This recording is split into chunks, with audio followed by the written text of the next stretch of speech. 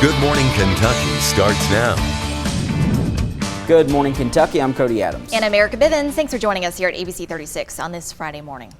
Lexington police need your help finding a missing man. The department issued a golden alert for 61-year-old Vernon Lloyd Lowry. Police say he was last seen on Lake Wales Drive Thursday afternoon around 3. Lowry suffers from dementia.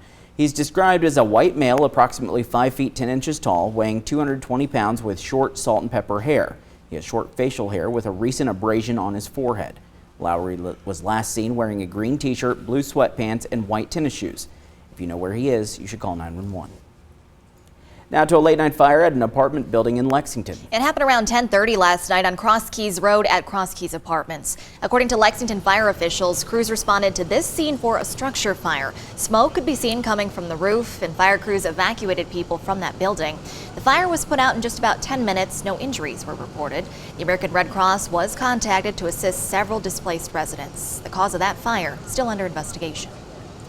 Members of a Laurel County church are looking for another place to worship after a fire destroyed their church. Firefighters say the fire broke out at Winding Blade Holiness Church on Wednesday morning. They say the church was engulfed in flames when they arrived. There were no injuries.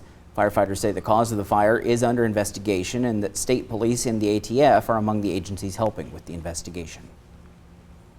A Kentucky constable is expected to plead guilty next week to the attempted murder of an FBI agent. According to court documents, the attorney for Pulaski County Constable Gary Baldock has requested a hearing to change his plea from not guilty to guilty. Baldock, along with another Pulaski County Constable, Michael Wally Wallace, were charged with violating people's rights by conducting improper searches and seizing money and property. Prosecutors say Baldock fired at FBI agents who came to his Somerset home last year to arrest him, wounding one of the agents. Agents fired back, hitting Baldock. Baldock claims the agents did not properly identify themselves. The FBI says its agents used loudspeakers to identify themselves and called for Baldock to come out. Baldock is scheduled to appear in court to change his plea on July 13th. Kentucky State Police is investigating the death of a woman in Estill County. KSP says troopers were called out to Marble Yard Road in Estill County on Wednesday morning around 10 for a woman lying in the road.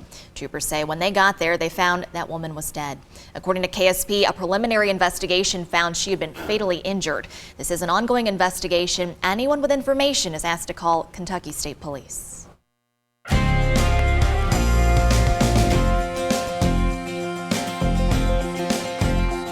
And meteorologist Lisa Andrews for that weekend forecast.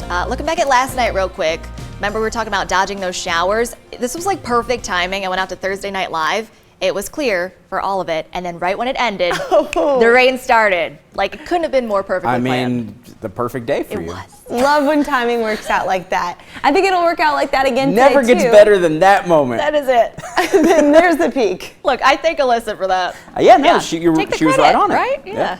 Yes. Thank you. I will take a bow. I think it's going to be a same little perfect setup for Cody as well today when he goes golfing. Yeah, so there you go. We're going to get some of those showers clearing on out. It's going to be the opposite. We'll clear some things out and dry up just in time for him to get some golfing in later today. Right now, looking at a few scattered showers and even some thunderstorms here, mostly towards eastern Kentucky. So it's all moving pretty quickly, waking up to drier weather on the central and western portions of Kentucky, where temperatures right now are in the low 70s. North of us, we've got 60-degree temperatures, so a little cooler. We do have a cold front nearby that is cooling temperatures off back here, and it's going to take our temps, at least our highs, down a notch. Some even in the upper 70s over the weekend, but a lot of us, most of us, going to be in the low 80s. Oh, visibility just went out the window here on our Hickson Funson camera. Just a little bit ago, we could see all the shopping centers in Hamburg. This is on our tower camera again. And so let's see if we look at current conditions. 71 on the air temperature, 70 on the dew point. When those two numbers are close together, we can get some fog and fun things like that starting to form. Not only that, but it's also pretty muggy outside. We're going to have more timing on the showers coming up for the weekend here in just a little bit. All right, thanks, Alyssa. After 8 weeks of declining coronavirus numbers in Kentucky, COVID cases and the positivity rate have increased around the state. Public Health Commissioner Dr. Stephen Stack announcing that development during a virtual news briefing on Thursday, saying a large majority of cases have been in unvaccinated Kentuckians. The state also confirming 26 cases of the Delta variant. The governor says it's too early to tell if the state will reinstate its mask mandate that ended June 11th. Meanwhile, the governor giving an update on plans for a permanent COVID-19 memorial. The memorial was announced back in March with 80 artists from across the country showing interest in the project. The governor now says they've narrowed that down to 11 artists who will submit proposals for the project. An advisory panel is being formed to come up with a vision for it and will be made up of people who have recovered from the coronavirus, family members who have lost loved ones to COVID, and first responders. The permanent memorial will be at the Memorial Park at the Capitol. According to the governor, the project is expected to cost $200,000 to $300,000 and will be paid for by private donations. Law enforcement officials in Scott County say they arrested a man trying to pass himself off as one of them. The Scott County Sheriff's Office says Zachary Trussell approached people fishing at the Veterans Memorial Wildlife Area off Rogers Gap Road on Tuesday. They say Trussell was wearing a police vest and carrying a pellet gun that looked like a real gun, even identifying himself as law enforcement. According to the sheriff, Trussell took a gun from one person and patted them down. The sheriff's office is asking anyone who may have had a similar encounter with Trussell to come forward. In Scott County, a Kentucky state trooper and his girlfriend were both charged with assault after getting into a fight with each other. That's according to the Lexington Herald-Leader. The report says Trooper Chris Johnson and his girlfriend Stephanie Smith both had visible injuries. This happened early Tuesday in Georgetown, according to the report.